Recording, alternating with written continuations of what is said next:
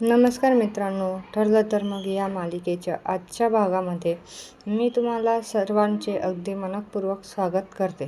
आजच्या भागामध्ये आपल्याला पाहायला मिळतं अस्मिता रागाने तिच्या गळ्यातील मंगळसूत्र काढते, सचिन समोर ठेवते, म्हणते, आत्तापर्यंत तू या मंगळसूत्राचा मान तर राखला नाही, परंतु आतापर्यंत मी मात्र हे मंगळसूत्र सांभाळत होते, त्याचा मान राखला, पण आता नाही, असं म्हणत अस्मिता ते मंगळसूत्र सचिन समोर ठेवते आणि रागारागाने तिथून निघून जाते. आता सर्वच जण तिथून निघून जातात. सचिन ॲडव्होकेट जाधव यांच्याकडे रागाने पाहतो आणि तोही तिथून बाहेर पडतो. सचिन बाहेर येताच मीडियाची माणसं तिथे असतातच, तर आता सचिनला प्रश्न करत म्हणतात, सचिन दीक्षित, तुम्ही तर आता केस हारलाय आहात. ॲडव्होकेट अर्जुन सुभेदार डिवोर्सचे वकील नसताना सुद्धा त्यांनी त्यांच्या बहिणीला न्याय मिळवून दिला आहे, तर त्यांनी हे सगळं काही करत असताना तुमचा खोटेपणा उघड केला. तुम्ही केलेला त्यांच्यावरचा अत्याचार त्यांनी सगळ्यांसमोर आणला आहे. तुम्ही त्यांची किती फसवणूक केली हे तर सर्वांना कळालंच आहे. यावर तुमचं काय मत आहे? आता मात्र सचिनला राग येतो आणि रागाने तिथून निघून जातो. तर दुसरीकडं कल्पनाताई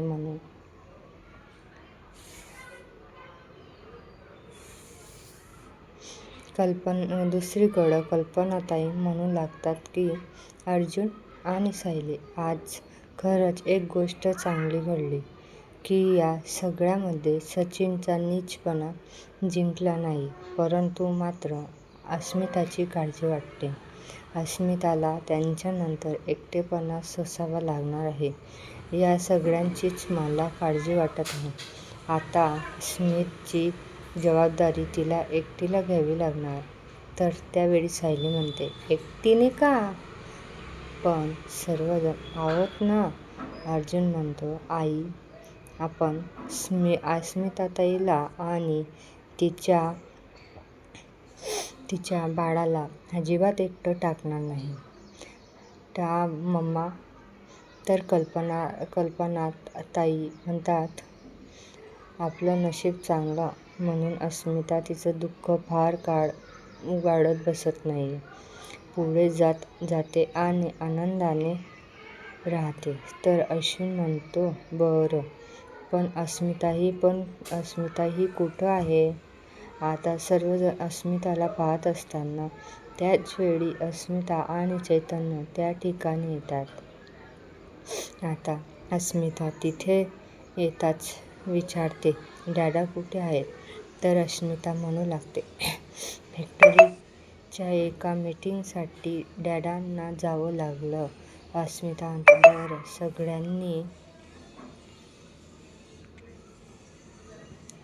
सगळ्यांनी तोंड गोड करून घ्या. आता आसपास कुठे मिठाईचं दुकान नव्हतं, म्हणून सगळ्यांसाठी कुल्फी घेऊन आले आहे. आता अस्मिता सगळ्यांना कुल्फी देते. तर त्यावेळी आता सायली अस्मिताला प्रश्न करत म्हणते, अस्मिता, आज जे काही घडलं त्याचा तुला मनस्ताप तर नाही झाला ना? तर अस्मिता म्हणते, खड्ड्यात गेला तो मनस्ताप आणि मनस्ताप देणारा तो माणूस. झाल्या गेल्या सगळ्या गोष्टींचा मला आता विचार करत बसायचं नाही किंवा रडत बसायचं नाही. तर आता सर्वच जण अस्मिताचं कौतुक करणार. तर चैतन्य म्हणतो, अस्मिताचं नाव हा एक गुण खरंच मला आवडतो, म्हणजे कुठल्याही गोष्टींबद्दल रडत बसायचं नाही, लगेच मौन व्हायचं आणि आपण पुढच्या कामाला सुरुवात करायची. पण आता ही गोष्ट आहे की अस्मिता इकडे हा एक गुण आहे. आता सर्वजण हसू लागतात. अस्मिता म्हणजे चैतन्य तुला फटका देईल ना? तर त्यानंतर अस्मिता सायलीला म्हणते, अस्मिता, तू एकटी आहेस कसं? कधी समजू नकोस म्हणून सर्वजण तुझ्या सोबत आहोत. तू या सगळ्यात बाहेर पडशील ही आनंदाची गोष्ट आहे. परंतु कधीही तुला काहीही बोलावंसं वाटलं तर मी आहे. तर अस्मिता म्हणते, ते मला माहीत आहे की कारण आतापर्यंत संपूर्ण प्रवासात तू सोबत होतीस आणि या पुढच्या प्रवासात सुद्धा तू आणि घरचे सर्वजण माझ्यासोबत आहात. पण आता हो, तू स्वतःकडे लक्ष द्यायचे आहे, स्वतःची काळजी घ्यायची आहे. नाहीतर तुझं जन्माला येणारं बाळ अगोदरपासून माझ्यावर रागवेल. असं म्हणता आता अस्मिता चैतन्य म्हणजेच चैतन्य अरे दे ना, आपण सायलीसाठी नारळ पाणी आणलंय. तर चैतन्य म्हणतो, नाही व असं लगेच घ्यायचं नसतं.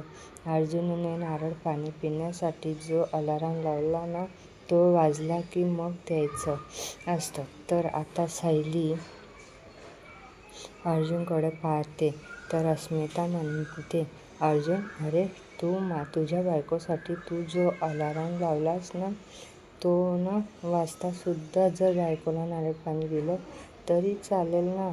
अर्जुन होकार देतो. सायली लगेच नारळ पाणी प्यायला घेते. तर आता सर्वजण खूप आनंदात असतात. अस्मिताला खुश पाहून सर्वांच्या खूप आनंद वाटत असतो.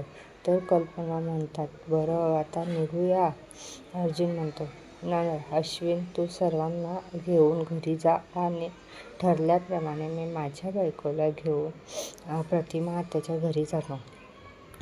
तर कल्पनाताई म्हणतात, बरं सायली, तू स्वतःची काळजी घे आता. तिथे प्रतिमा असताना तशी काही काळजी करायची गरज नाही, पण तू स्वतःची काळजी घे. तर अस्मिता म्हणते, हो, आणि अधूनमधून आम्ही येतच राहू तुला भेटायला.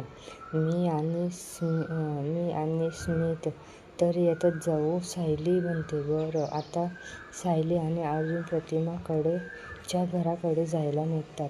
तर दुसरीकडे कल्पनाताई आपल्या घरी जायला निघालेल्या असतात. तर इकडेच मात्र सचिन चांगली चिडचिड होत असते. कारण इतका प्लॅन करून सुद्धा सचिन मात्र केस हरलेला असतो.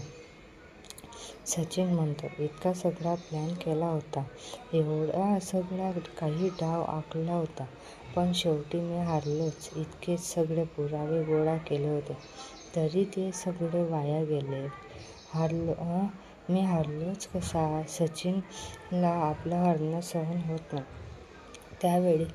त्याच वेळी तिथे वैपत शुक्रे येतात आणि आता सचिन म्हणतात, दीक्षित, एवढं चिडचिड करू नका, डोक्यावर बर्फ ठेवा. तर आता सचिन म्हणतो, अण्णा, हे सगळं काही कसं शक्य आहे? अहो, आता माझं डोकं शांत राहणार नाही. अहो, एवढं सगळं करूनही आणि एवढे पुरावे गोळा करूनही मी केस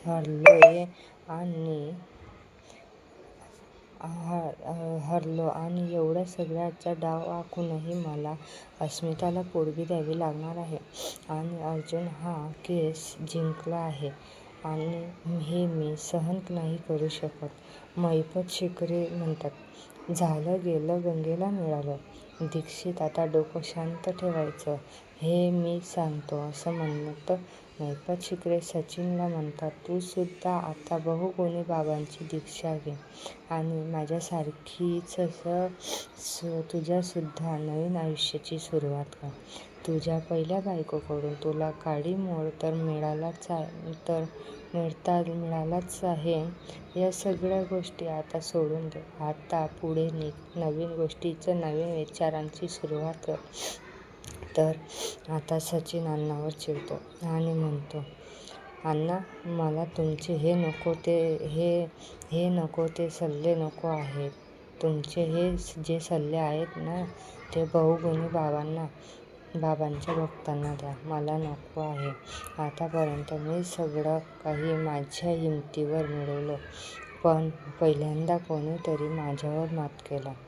कोणीतरी मला हरवलंय. सायली आणि अर्जुनला मी सोडणार नाही. तर मैपत शिकरे म्हणतात, नाही दीक्षित, मनातील ही भावना काढून टाक.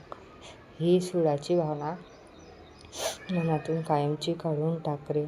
आपले कोणीतरी डोळे फोडले आणि म्हणूनच आपण समोरच्याचे डोळे फोडलेत. अख्खं जग हे आंधळं नाही का होणार? असं म्हणत मैपत शिकरे आता चांगला मार्ग सचिनला दाखवण्याचा प्रयत्न करत असतो. परंतु सचिन अजिबातच वाटत नसतं. सचिन मैपत शिकरेला म्हणतो, अण्णा प्लीज, तुमची ही जी काही फिलॉसॉफी आहे ना, त्याची मला गरज नाहीये. मैपत शिकरे सचिनला म्हणतात, बरं ठीक आहे, मी तुला काही सांगत नाही. पण एक गोष्ट सांगतो आहे की काही दिवसातच आता साक्षी पुण्यावरून येणार आहे. साक्षी इथे आल्यानंतर मी सुद्धा दोघांचं लग्न लावून देणार. म्हणजे मी देवाचं नाव घ्यायला मोकळा. असं म्हणत आता मैपत शिकरे यांनी साक्षी आणि सचिनचं लग्न लावून द्यायचं ठरवलेलं असतं. तर दुसरीकडे किल्लेदारांच्या घरी आपल्याला पाहायला मिळतं, सायली आली आहे. हे पाहून प्रतिमा आत्या खूप खुश होतात. प्रतिमा आत्या सायलीचं छान स्वागत करतात आणि म्हणतात, बसा बसा, अगं केव्हापासून तुमची वाट पाहतोय. तर सायली म्हणते, प्रतिमा आत्या, कोर्टातून निघायला वेळच लागला. तर सुमन काकू म्हणतात, आम्हाला कल्पना वहिनींचा फोन आला होता. त्या सांगत होत्या की खूप छान पद्धतीने अस्मिताची केस लढलास. अर्जुन, खरंच तुझं अगदी मनापासून अभिनंदन.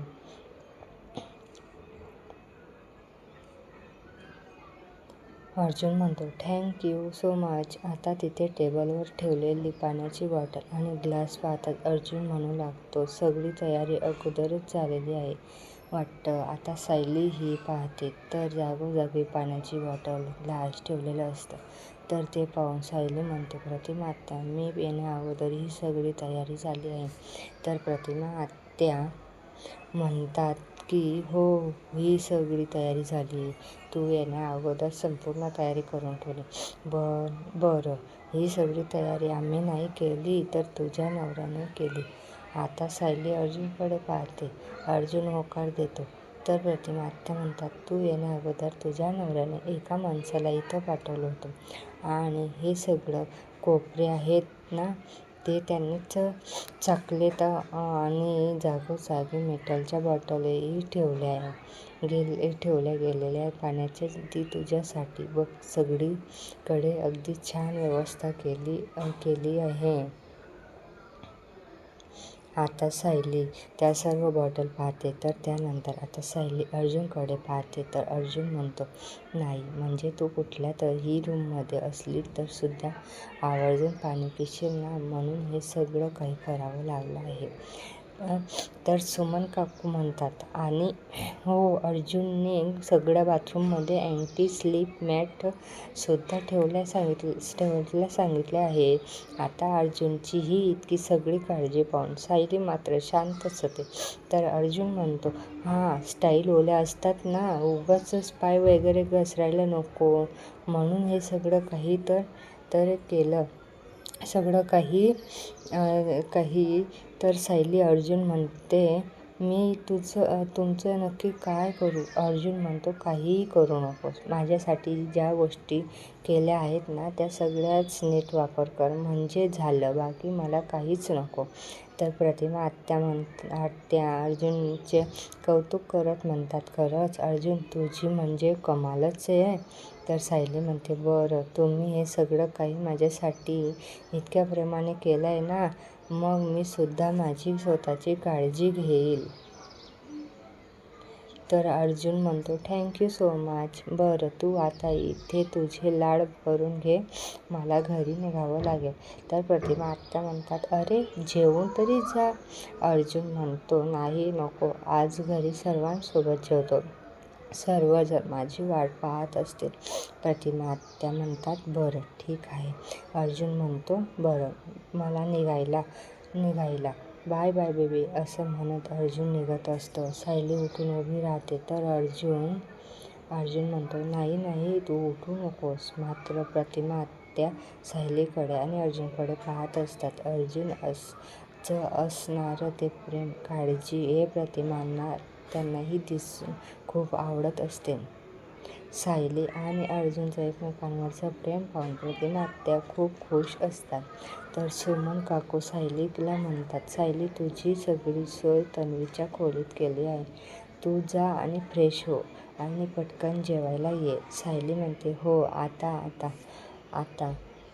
प्रतिमा आत्या सायलीला रूममध्ये घेऊन जातात. तर दुसरीकडे जेलमध्ये आपल्याला पाहायला मिळतं की प्रिया झोपलेली असते आणि झोपेत बडबडत असते. आई तू आलीस, बरं झालं आलीस, मला माहीत होतं. आई तू येणार, तुला माझी काळजी आहे. बाबा तुम्ही पण आलात, तुम्ही जाऊ नका, थांबा, मी तुमच्या सोबत येते. आई अगं थांब ना, मी येते ना तुझ्यासोबत, प्लीज मला इथून घेऊन जा. मी तुमच्यासोबत येते. आई अगं थांब, मी येते. तुमच्यासोबत, प्लीज मला इथून घेऊन जा. मला आणि माझ्या बाळाला तू इथून घेऊन जाणार आहेस ना? अगं बोल ना, असं म्हणतात. प्रिया झोपेत बडबडत असते. प्रिया म्हणू लागते, अश्विन थांब ना, मी आता तक्रारीची संधी नाही देणार. प्लीज मला इथून घेऊन जा. असं म्हणत असताना तिथे आता हवालदार मॅडम येतात. प्रियाला उठवत आणि म्हणतात, हे काय चाललंय? प्रिया मात्र झोपेत बडबडत असते.